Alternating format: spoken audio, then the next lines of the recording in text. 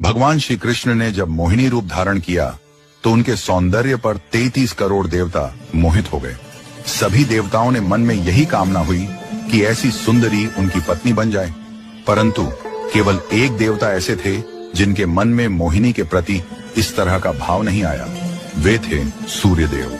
सूर्यदेव ने मोहिनी रूप को देखकर मन ही मन कहा, यदि ये मेरी पुत्री बन जाए तो मेरा जीवन धन्य हो जाए। सूर्यदेव की इस भावना को समझकर भगवान श्री कृष्ण ने उनकी ओर कटाक्ष किया और संकेत किया कि उनकी इच्छा पूर्ण होगी। समय बीतने के बाद सूर्यदेव ब्रजभूमि में वृषभानु महाराज के रूप में अवतरित हुए। वृषभानु जी ने तपस्या की और ब्रह्मा जी से प्रार्थना की कि उन्हें ठाकुर जी की पुत्री के रूप में प्राप्ति हो। ब्रह्मा जी ने उनकी प्रार्थना को श्री हरि तक पहुंचाया। ठाकुर जी ने विचार किया कि वे नंद यशोदा और देवकी वासुदेव के यहाँ पुत्र के रूप में जन्म लेने वाले हैं, लेकिन प्रेम की स्थापना के लिए एक विशेष अवतार लेना होगा। ठाकुर जी ने अपने रूप को दर्पण में देखा और उस दर्पण में उन्हें ऐसा रूप दिखाई दिया जो स्वयं ठाकुर जी को भी मोहित कर गया। यह रूप ठाकुर जी का ही स्त्री रूप था।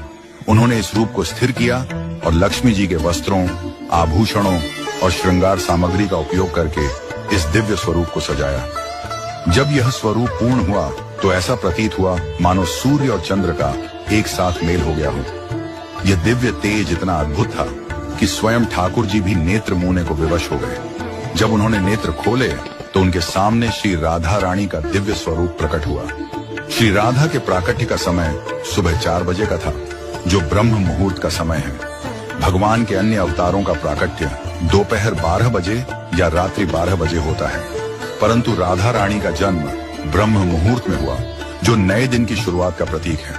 यह इस बात का संकेत था कि प्रेम का प्रकाश संपूर्ण विश्व में फैलने वाला है। राधा रानी के अवतरण पर वृषभानु महाराज और कीर्तिदा माता के घर उत्सव मनाया गया।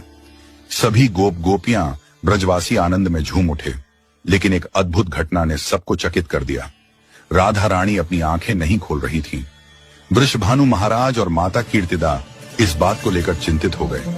कई साधु संत और विद्वान उनके दर्शन करने आए, लेकिन किसी के भी प्रयास से राधा रानी ने अपनी आंखें नहीं खोली। तभी देवताओं के आग्रह पर नारद मुनि वहां आए।